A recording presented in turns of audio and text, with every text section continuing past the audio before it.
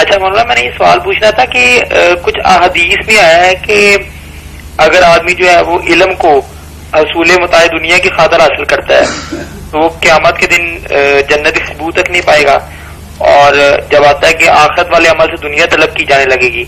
یعنی کہ جب غیر دینی مقاصد کے لیے علم حاصل کیا جانے لگے گا، تو اس والے سے کیا یہ علم حاصل کیا جائے یا دوسری باتیں کی جائیں، بات تو صاف سیدھی ہے کہ اگر اللہ کی رضا کی نیت نہیں دنیا ہی کمانا ہے تو کام تو سارا غلط ہو گیا، لائن ہی تبدیل ہو گئی، قبلہ بدل گیا،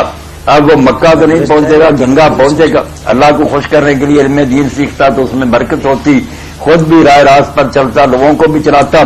جس نے صرف اس لیے علم پڑھا کہ جھگڑے کریں گے، مناظرے کریں گے، پیسے کمائیں گے یا بیوقوف لوگوں کو اپنے مریض بنائیں گے، اس کو یہی ملے گا نا، لوگ بس حضرت صاحب کہتے رہیں گے، خود بھی جہنم میں جائے گا۔ جو امام یا خطیب وغیرہ جو تنخواہیں وغیرہ لیتے ہیں، اب تنخواہ کی تو کوئی بات نہیں، تنخواہ تو دینی چاہیے، امام اور خطیبوں کو اگر نہیں دیں گے وہ بھی چھوڑ دیں گے تو یہ مسجدیں ویران کرنا چاہتے ہیں آپ، ان کو تو دینا چاہیے۔ اور اس کا اجر جو ان کا ملتا ہے اس میں کمی وغیرہ کوئی نہیں ہوگی؟ کوئی نہیں ہوگی، یہ وظیفے جو بیت المال سے ملتے تھے اب وہ لوگوں نے بیت المال تباہ کر دیا، تو اگر لوگ بھی نہ دیں تو مولوی حضرات جو ہے پھر مسجدوں میں کیوں کام کریں گے؟ البتہ ان کو نہیں ہونا چاہیے یہ خیال کہ ہم ان سے چونکہ لیتے ہیں معاوضہ اس لیے ہم ان کی خوشنودی کے لیے باتیں کریں، وہ مفتی ناراض ہوں، انجمن والے ناراض ہوں، جو حق ہو وہ کہے، بے شک تنخواہ ملے یا نہ ملے پھر تو ہے صحیح، اور اگر وہ کہتا ہے یہ مجھے پیسے دے رہا ہے اس لیے میں ان کو خوش کرنے والی باتیں کہوں تو پھر برباد ہی ہو گیا، لوگوں کو بھی کیا۔ جی صحیح۔ اچھا مولانا یہ ابن کثیر میں یہ ایک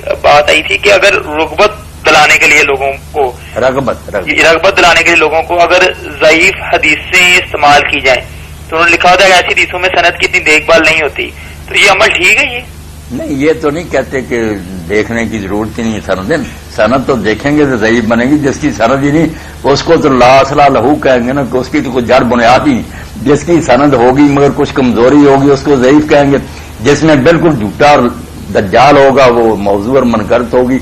تو ضعیف روایتوں سے یہ کام لینا جو ہے نا کہ لوگوں کو رغبت دلائی جائے، یہ کہنا ہے کہ دین میں رغبت دلانے کا کوئی اہتمام نہیں کیا گیا، کمزور لوگوں نے ایسی باتیں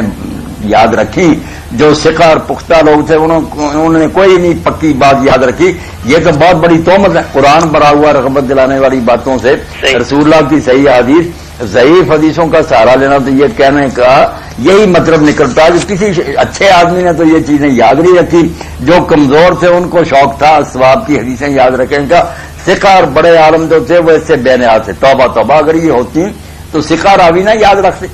ہاں یہ کوئی بات نہیں، ثقہ حدیثوں سے کام لیا کریں، انشاءاللہ آپ کو کبھی کمی محسوس نہیں ہوگی۔ صحیح۔ اچھا مولانا یہ آخری سوال یہ ہے کہ ایک دو حضرت عمر گئے تھے حضرت حفظہ گھر، تو انہوں نے شور 2 سالن یعنی کہ پیش کیے، تو حضرت عمر نے کہا کہ میں یعنی کہ 1 سالن میں کھاؤں گا، مرتے دم تک 2 سالن نہیں کھاؤں گا، تو حضرت دوسروں کے بارے میں بھی آتا ہے کہ انہوں نے ہمیشہ 1 سالن کی، اس طرح اخبار میں بھی آیا تھا کہ 1 سالن کھانے کا جو ہے فائدہ ہے، تو اس کی مولانا کیا شریعت ہے؟ نہیں، شریعت میں کوئی حرام نہیں، یہ ناممانت ہے، ٹھیک ہے کہ 1 سادہ سالن کھانے سے میدا جو ہے نا اس پر بوجھ نہیں پڑتا، صحت کے لحاظ سے بھی اچھا، مگر ناجائز کوئی نہیں۔ باقی حضرت عمر اور حضرت رسول کریم صلی اللہ علیہ وسلم اور سارے نیک لوگ جو ہے نا خلیفے اور سربراہ، ان کی حیثیت کا بھی لحاظ کرنا چاہیے، جیسے حضرت علی رضی اللہ کے ایک آدمی نے بتایا کہ میرا بھائی جو ہے اس نے دودھ چھوڑ دیا ہے، پھل چھوڑ دیے، آپ اس کے پاس گھر کا اللہ تعالیٰ یہ چیزیں پیدا کر کے اور ان کو حلال کر کے اس نے بعد میں یہ حکم واپس لے لیا، حرام کر دی، اور بنانے کے بعد وہ پچھتایا کہ میں یہ چیزیں کیوں پیدا کر بیٹھا اس لیے لوگوں کو کھانے سے روکوں، اس نے کہا نہیں، حضرت فرمایا کیوں نہیں کھاتا، خوب کھایا کرو فروٹ اور یہ دودھ، اللہ نے نعمتیں پیدا کی ہیں، وہ کوئی شرمندہ ہے کہ میں کیوں بنا بیٹھا؟ اس نے پھر یہ سوال کیا کہ آپ یہ کھردرا لباس پہنتے ہیں،